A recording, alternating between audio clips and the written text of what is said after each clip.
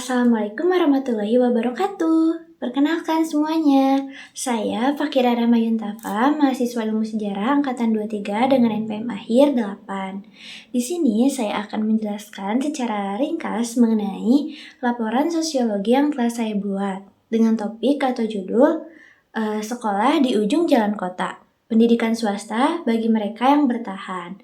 Ini merupakan studi sosiologis yang saya ambil mengenai ketimpangan pendidikan yang terjadi di wilayah pinggiran atau sudut kota. Nah, dalam penelitian ini, dalam makalah ini, saya menyoroti tentang dinamika yang terjadi pada lembaga pendidikan swasta menengah ke bawah. Yang saya ambil merupakan SMP Rancamanyar yang berada di Desa Rancamanyar. Pendidikan merupakan salah satu pondasi utama untuk membangun suatu negara.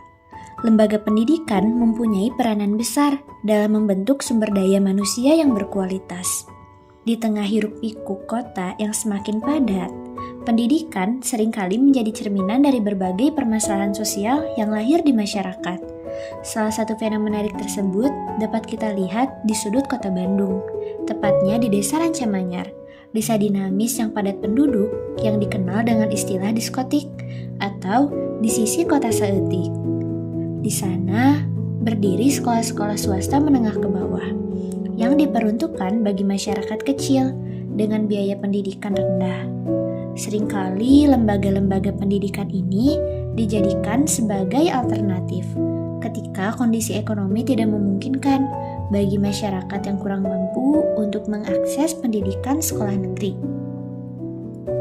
Walaupun turut memberikan kontribusi dalam memperluas akses pendidikan, sekolah swasta menengah ke bawah acap kali dihadapkan pada berbagai persoalan serius, seperti kurangnya fasilitas, kesenjangan kualitas pendidikan, hingga kesejahteraan tenaga pendidiknya yang masih sangat rendah.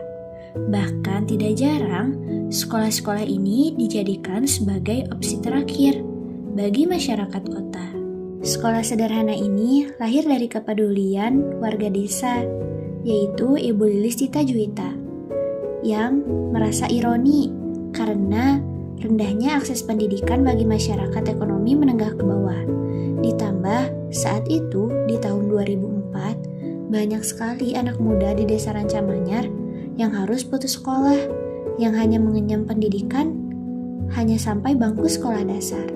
Dalam keberjalanannya, SMP Rancamanyar menjalankan peran sebagai wadah pendidikan bagi mereka yang kerap tersingkirkan oleh sistem pendidikan formal akibat kondisi ekonomi keluarga.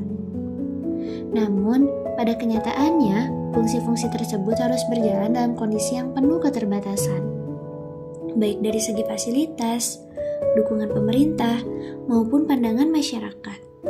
Sekolah-sekolah seperti ini memikul beban ganda, serta membutuhkan tenaga ekstra untuk bisa mempertahankan eksistensinya. Hal ini memperlihatkan bahwa pendidikan kita saat ini masih belum sepenuhnya mampu menjamin keadilan sosial.